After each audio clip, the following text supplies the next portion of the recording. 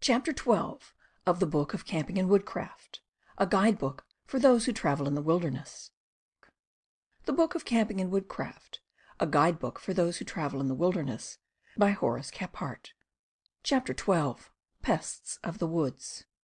Summer twilight brings the mosquito. In fact, when we go far north or far south, we have him with us both by day and night.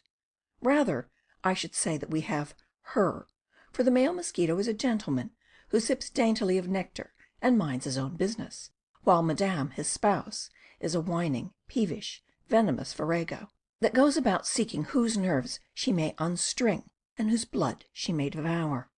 Strange to say, not among mosquitoes only, but among ticks, fleas, chiggers, and the whole legion of bloodthirsty, stinging flies and midges, it is only the female that attacks man and beast.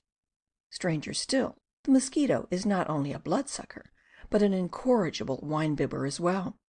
She will get helplessly fuddled on any sweet wine, such as port, or on sugared spirits, while of gin she is inordinately fond.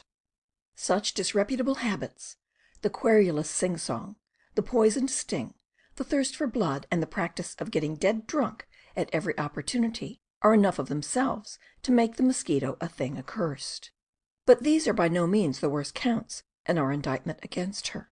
We have learned, within the past few years, that all the suffering and mortality from malaria, yellow fever, and filariasis, including the hideous and fatal elephantiasis of the tropics, is due to germs that are carried in no other way than by mosquitoes. Flies spread the germs of typhoid fever and malignant eye diseases. Fleas carry the bubonic plague. The sleeping sickness of Africa is transmitted by insects. There is no longer any guesswork about this. It is demonstrated fact. Professor Kellogg, summing up what is now known of the life history of malaria-bearing mosquitoes, Anopheles, says, quote, "When in malarial regions, avoid the bite of a mosquito as you would that of a rattlesnake. One can be quite as serious in its results as the other." End quote. The worst of it, from a sportsman's viewpoint, is that the farther we push toward the Arctics or the tropics, the worse becomes this pest of dangerous insects. It is into just such countries that nowadays, and in future, we must go in order to get really first-class hunting and fishing. Consequently, the problem of how best to fight our insect enemies becomes of ever-increasing importance to all who love to hunt over and explore the wild places that are still left upon the earth. Mosquitoes are bad enough in the tropics, but they are at their worst in the coldest regions of the earth.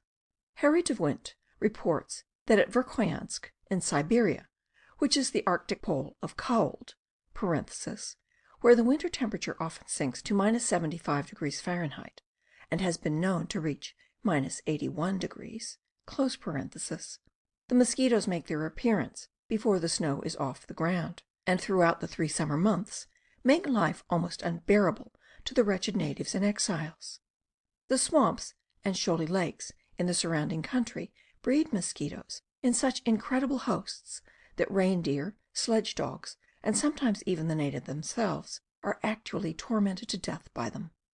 Throughout a great part of central and western Canada and Alaska there are vast tundras of bog moss, called by the Indians muskegs, which in summer are the breeding grounds of unending clouds of mosquitoes whose biting powers exceed those of any insects known in the United States. Even if the muskeg land were not a morass, this plague of mosquitoes would forever render it uninhabitable in summer. The insects come out of their pupae at the first sprouting of spring vegetation, in May, and remain until destroyed by severe frosts in September. In Alaska, all animals leave for the snow line as soon as the mosquito pest appears, but the enemy follows them even to the mountain tops above timberline. Deer and moose are killed by mosquitoes, which settle upon them in such amazing swarms that the unfortunate beasts succumb from literally having the blood sucked out of their bodies. Bears are driven frantic, are totally blinded, mire in the mud, and starve to death. Animals that survive have their flesh discolored all through, and even their marrow is reduced to the consistency of blood and water. The men who penetrate such regions are not the kind that would allow toil or privation to break their spirit, but they become so unstrung from days and nights of continuous torment, inflicted by enemies insignificant in size but infinite in number, that they become savage, desperate, and sometimes even weep in sheer helpless anger. Preventives. In regions so exceptionally cursed with mosquitoes, no mere sportsman has any business until winter sets in. But even in the more accessible woodlands north and south of us, the insect pest is by far the most serious hardship that fishermen and other summer outers are obliged to meet. Head nets and gauntlets are all very well in their way, but one can neither hunt, fish, paddle, push through the brush, nor even smoke when so accoutred. Consequently, everybody tries some kind or other of "fly dope," by which elegant name we mean any preparation which, being rubbed over the exposed parts of one's skin, is supposed to discourage insects from repeating their attacks. Fly dopes. The number of such dopes is legion. They may be classified into two groups. 1. Thick ointments that dry to a tenacious glaze on the skin, if the wearer abstain from washing. 2. Liquids or semi-fluid unguents that are supposed to protect by their odor alone, and must be renewed several times a day. The latter vary a great deal. It is safe to say that everything in the pharmacopoeia that seemed in the least promising has been tried. The oils of pennyroyal, cloves, lavender, citronella, verbena, and lemongrass are often used singly. Eucalyptol is favoured by some. Others find the tincture of Ledum palustre (a European relative of our Labrador tea) efficacious, while mixtures of camphor 1, and paraffin oil 3, and of sweet oil 16, and carbolic acid 1, or of creosote and glycerin, each has its coterie that swears by it. The personal equation seems to cut some figure in such matters. What works satisfactorily with some people is of no avail with others. A crushed dock or caribou leaf gives temporary relief. Among the glazes, Nessmuk's recipe, published in his Woodcraft, is perhaps as well known and as widely used as any. He says this about it: I have never known it to fail. 3 ounces of pine tar, 2 ounces castor oil, 1 ounce pennyroyal oil. Simmer all together over a slow fire, and bottle for use. You will hardly need more than a 2-ounce vial full in a season. 1 ounce has lasted me 6 weeks in the woods. Rub it in thoroughly and liberally at first, and after you have established a good glaze, a little replenishing from day to day will be sufficient. And don't fool with soap and towels where insects are plenty. A good safe coat of this varnish grows better the longer it is kept on, and it is cleanly and wholesome. If you get your face or hands crocky or smutty about the campfire, wet the corner of your handkerchief and rub it off, not forgetting to apply the varnish at once wherever you have cleaned it off. Last summer I carried a cake of soap and a towel in my knapsack through the North Woods for a 7 weeks' tour, and never used either a single time. When I had established a good glaze on the skin, it was too valuable to be sacrificed for any weak whim connected with soap and water. It is a soothing and healing application for poisonous bites already received. Aside from my personal tests of many dopes, I have had some interesting correspondence on this topic with sportsmen in various parts of the world. I quote from one letter received last year from Colonel Norman Fletcher of Louisville. Upon the swampy trout streams of Michigan, on a warm May day, when the insects are abundant and vicious, pure pine tar is by far the best repellent when properly used. I give 2 recipes. 1. Pure pine tar 1 ounce. Oil pennyroyal 1 ounce. Vaseline 3 ounces. Mix cold in a mortar. If you wish, you can add 3% carbolic acid to the above. Sometimes I make it 1½ ounce TA. 2. Pure pine tar 2 ounces. Castor oil 3 ounces. Simmer for half an hour, and when cool add oil pennyroyal 1 ounce. There are many others of similar nature, but the above are as good as any. Now as to use of above. Apply freely and frequently to all exposed parts of the person, and do not wash off until leaving the place where the pests abound. You can wash your eyes in the morning, and wash the palms of your hands as often as may be necessary. But if you wish to be immune, don't wash any other exposed parts. When you get accustomed to it, you will find some compensating comfort. I have had to contend with mosquitoes, deer flies, black flies, and midges, and have found dope with tar in it the best. I know that where mosquitoes are not very bad, oil of citronella, oil of verbena, or of lemongrass, or of pennyroyal, mixed with vaseline, will keep them off, if the mixture is applied frequently. These essential oils are quickly evaporated, however, by the heat of the body. Camphorated oil is also used by some. This is simply sweet oil with gum camphor dissolved in it. The camphor is volatile and soon evaporates. Now, I don't much like tar dope, because I cannot wash my face and hands as often as I could wish. But when it is necessary to get some trout, without being worried too much by the insects, I can stand the tar for a few days.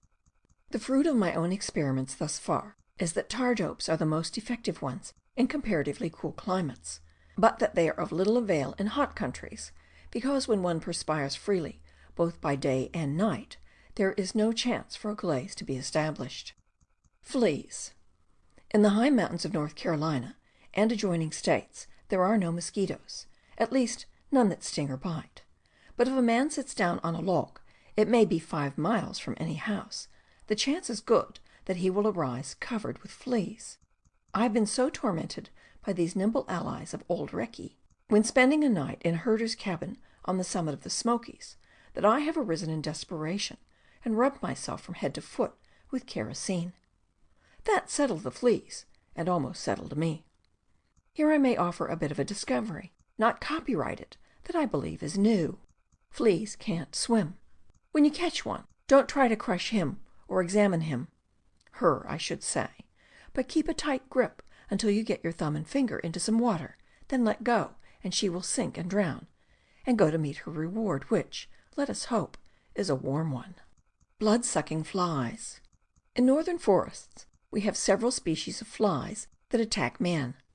The deer fly, or bulldog, is a small gadfly that drives her dagger-like mandibles into one's skin so viciously that she takes out a bit of flesh and makes the blood flow freely. The black fly (Similium molestum) is a stout, humpbacked, black ptarmigan with transparent wings, from 1/6 to 1/4 inch long. This creature is a common nuisance of the forests and along the streams of northern New England, the Adirondacks, the Lake region, and Canada.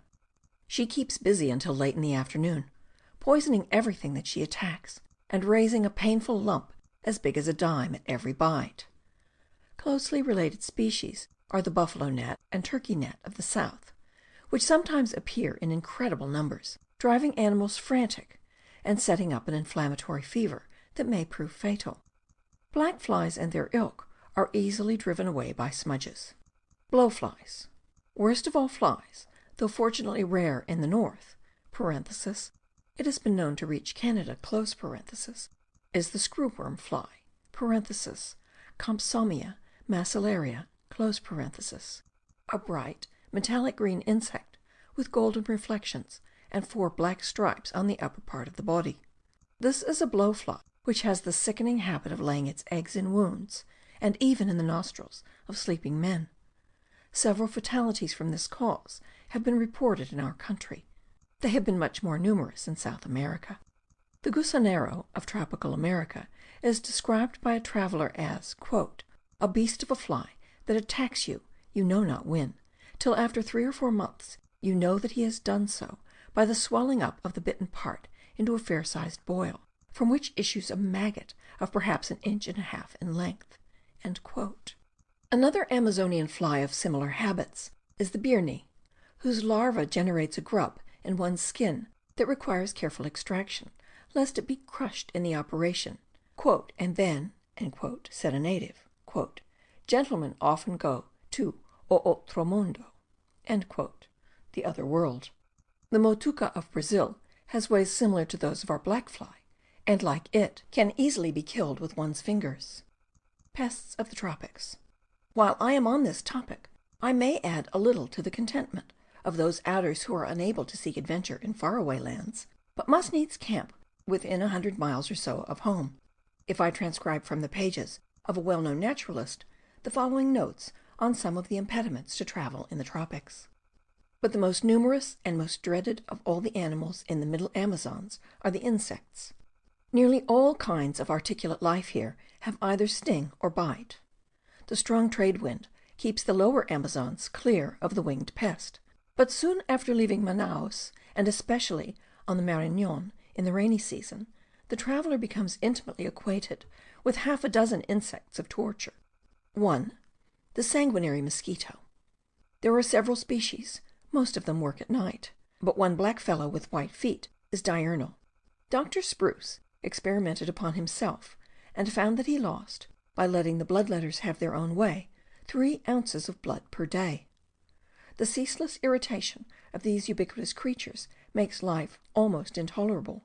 The great Cortez, after all his victories, could not forget his struggles with these despicable enemies he could not conquer. Scorpions with cocked tails, spiders 6 inches in diameter, and centipedes running on all dozens are not half so bad as a cloud of mosquitoes. 2. The pium, or sandfly, a species of tropidium called mosquito in Peru. It is a minute dark-coloured dipter with 2 triangular horny lancets, which leave a small circular red spot on the skin. It works by day, relieving the mosquito at sunrise. It is the great scourge of the Amazons. Many a paradisiac spot is converted into an inferno by its presence. There are several species which follow one another in succession throughout the day, all of them being diurnal. Their favourite region is said to be on the Cassiquaira and Upper Orinoco. 3. The marium, which resembles the pium. They are infinitely numerous on the Jorua. Humboldt estimated there were 1,000,000 to a cubic foot of air where he was. 4. The mutuca, called tabono on the Marañon (Hadeus lepidotus), resembling a small horsefly, of bronze black colour, with the tips of the wings transparent, and a formidable proboscis. 5. The mokuim, a microscopic scarlet acarus, resembling a minute crab under the glass. It swarms on weeds and bushes, and on the skin causes an intolerable itching. An hour's walk through the grassy streets of Tefe was sufficient to cover my entire body with myriads of mokuims, which it took a week and repeated bathing with rum to exterminate. Carapatos, or ticks, ihodes, which mount to the tips of blades of grass, attach themselves to the clothes of passers-by, and bury their jaws and heads so deeply in the flesh that it is difficult to remove them without leaving the proboscis behind to fret and fester. In sucking one's blood they cause no pain, but serious sores, even ulcers, often result. These few forms of insect life must forever hinder the settlement of the valley. Besides these there are ants, innumerable in species and individuals, and of all sizes, from the little red ant of the houses to the mammoth tocandera, 1.5 inches long. The latter bites fiercely, but rarely causes death. Dr. Spruce likens the pain to 100,000 nettles. On the Tapajos lives the terrible fire ant, whose sting is likened to the puncture of a red-hot needle. The saubas are not carnivorous, but they make agriculture almost impossible. There are black and yellow wasps. The large hairy caterpillars should be handled with care, as the irritation caused by the nettling hairs is sometimes a serious matter. Cockroaches are great pests in the villages. Lice find a congenial home on the unwashed Indians of every tribe, but particularly the Andean. Jiggers and fleas prefer dry, sandy localities. They are accordingly most abounding on the mountains. The Pacific slope is worthy of being called a fleedom. Orton, The Andes and the Amazons, pages 484 to 487. The mokuim mentioned above answers the description of our own jigger, redbug, as she is variously called, which is an entirely different beast from the real chigger ichigoa of the tropics. I do not know what may be the northern limit of these most unladylike creatures, but have made their acquaintance on Swatara Creek in Pennsylvania. They are quite at home on the prairies of southern Illinois, exist in myriads on the Ozarks and throughout the lowlands of the south, and are perhaps worst of all in some parts of Texas. The chigger, as I shall call her, is invisible on one's skin unless you know just what to look for. Get her on a piece of black cloth, and you can distinguish what looks like a fine grain of red pepper. Put her under a microscope, and she resembles, as Orton says, a minute crab. She lives in the grass, and on the underside of leaves, dropping off on the first man or beast that comes her way. Then she prospects for a good place, where the skin is thin and tender, and straightway proceeds to burrow, not contenting herself like a tick, with merely thrusting her head in and getting a good grip, but going in body and soul, to return no more. The victim is not aware of what is in store for him until he goes to bed that night. Then begins a violent itching, which continues for a week or two. I've had 200 of these tormenting things in my skin at one time. If one takes a bath in salt water every night before retiring, he can keep fairly rid of these unwelcome guests. But once they have burrowed underneath the skin, neither salt, nor oil, nor turpentine, nor carbolized ointment, nor anything else that I have tried will kill them, save mercurial ointment or the tincture of tavasacra seed, both of which are dangerous if incautiously used. After much experiment, I found that chloroform, dropped or rubbed on each separate welt, will stop the itching for about 6 hours. It is quite harmless and pleasant enough to apply. The country people sometimes rub themselves with salty bacon rind before going outdoors, and claim that this is a preventive. Also, the kerosene will do as well. If one keeps an old suit of clothes expressly for chigger time, puts the suit in a closet, and fumigates it thoroughly with the smoke of burning tobacco stems, no chigger will touch him. Alas, that the preventives should all be so disagreeable. Tropical chigos. The chigo or sand flea of Mexico, Central America, and South America is a larger and more formidable pest than our little red bug. It attacks preferably the feet, especially underneath the nail of the great toe, and between the toes. The insect burrows there, becomes encysted, swells enormously from the development of her young, and thus sets up an intolerable itching in the victim's skin. If the female is crushed or ruptured in the tumor she has formed, the result is likely to be amputation of the toe, if nothing worse. She should be removed entire by careful manipulation with a needle. This chigo is a native of tropical America, but seems to be gradually spreading northward. About 1872 it was introduced into Africa, and spread with amazing rapidity over almost the entire continent. It will probably soon invade southern Europe and Asia. Ticks. The wood ticks that fasten on man are, like the chiggers, not true insects, but arachnids, related to the scorpions and spiders. They are leathery-skinned creatures of about the same size and shape as a bedbug, but of quite different color and habits. They use on the underside of leaves of low shrubs, and thence are detached to the person of a passer-by, just as chiggers are. They also abound in old mulchy wood, and are likely to infest any log that a tired man sits on. They hang on like grim death, and if you try to pull one out of your skin, its head will break off and remain in the epidermis to create a nasty sore. The way to get rid of them is to drop oil on the bug, or clap a quid of moistened tobacco on her, or touch her with nicotine from a pipe, or stand naked in the dense smoke of a green wood fire, or use whiskey externally, or hot water, or flame. In either case, the tick will back its way out. Preventive measures are the same as for chiggers. The meanest ticks to get rid of are the young, which are known as seed ticks. They are hard to discover until they've inflamed the skin, and then are hard to remove because they're so small and fragile. The ticks that infest birds, bats, sheep, and horses are true insects, in no wise related to the wood ticks, dog ticks, and cattle ticks.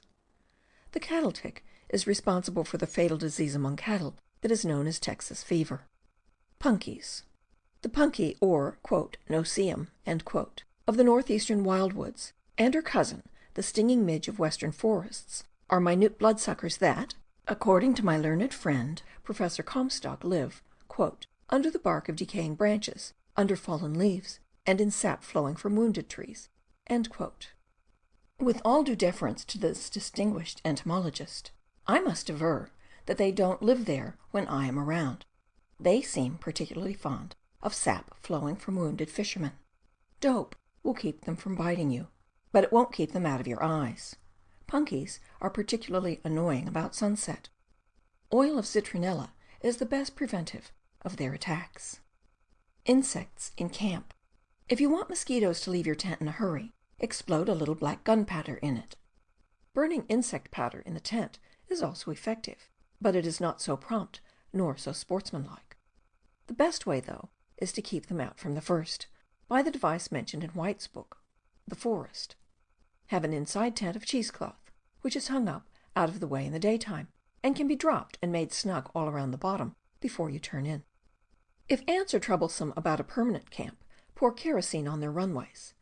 They will not cross a broad line drawn with chalk or charcoal. Oil of sassafras sprinkled about will keep flies and ants out of a cabin. The fresh leaves of the Kentucky coffee tree, bruised and sweetened, are good to poison flies. Black walnut leaves will drive fleas out of a bed. The leaves, soaked in water for some hours, then boiled, and applied to the skins of horses or other animals, will prevent their being worried by flies. To get rid of flies, if you have milk, add to 1 pint of milk 1/4 pound of sugar and 2 ounces ground pepper. Place in a shallow dish. The flies will eat greedily and choke to death. Smudges. A good smudge is raised by using cedar cigars, made as follows. Take long strips of cedar bark and bunch them together into a faggot 6 or 8 inches in diameter, about 1 strip in 3 being dry and the others water soaked. Bind them with strips of the inner bark of green cedar. Ignite one end at the campfire and set up 2 or more such cigars on different sides of the camp, according as the wind may shift.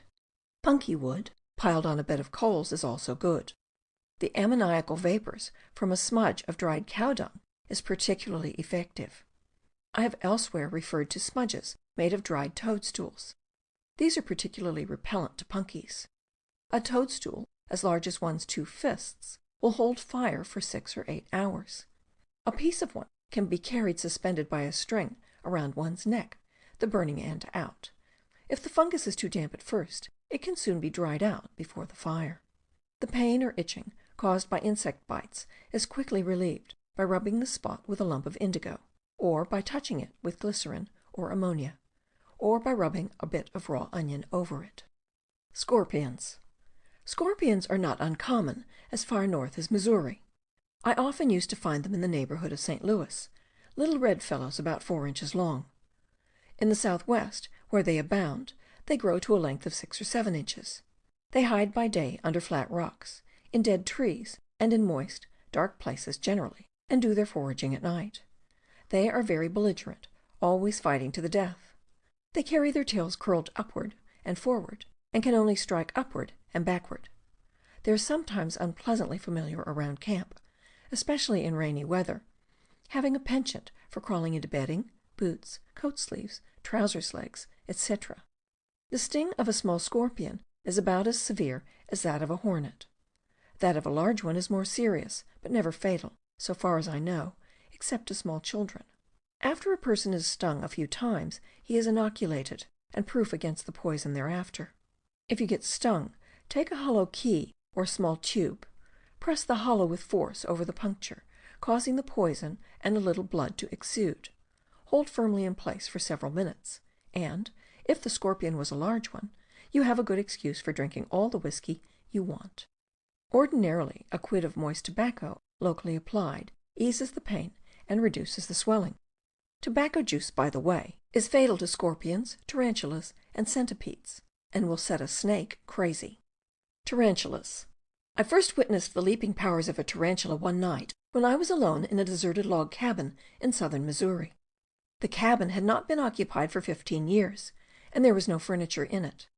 I had scarcely made my bed on the board floor when a tornado struck the forest. It was a grand sight, but scared me stiff. Well, the electrical plant was working finely just then, the light being almost a continuous glare. A tarantula that spread as broad as my hand jumped out of the straw that I was lying on, and it was hard to tell which was quicker, he or the lightning. He seemed disturbed about something. Not being able to fight the tornado, I took after the big spider with an old stumpy broom that happened to be in the cabin. When the broom would land at one side of the room, the tarantula would be on the other side. I was afraid he would spring for my face, but presently he popped into a hole somewhere and vanished. The cabin somehow stuck to terra firma, and I returned to my pallet. The tarantula's habits are similar to the scorpion's. The fangs are in its mouth. The bite is very severe, but not fatal to an adult. Cases of men being injured by either of these venomous arachnids are extremely rare, considering the abundance of the pests in some countries, and their habit of secreting themselves in clothes and bedding. If you want to see a battle royal, drop a scorpion and a tarantula into the same box. They will spring for each other in a flash, and both are absolutely game to the last. Centipedes. I have had no personal experience with centipedes. Paul Fountain says, the centipedes were an intolerable nuisance, for they had a nasty habit of hiding among the bedclothes and under the pillows, attracted there to prey on the bugs, as I suppose, one evil to set off another. But the centipedes were something more than a mere nuisance. It is all very well to be blandly told by gentlemen who think they know all about it that the bites of centipedes and scorpions are not dangerous. It may not be particularly dangerous to have a red-hot wire applied to your flesh, but it is confoundedly painful.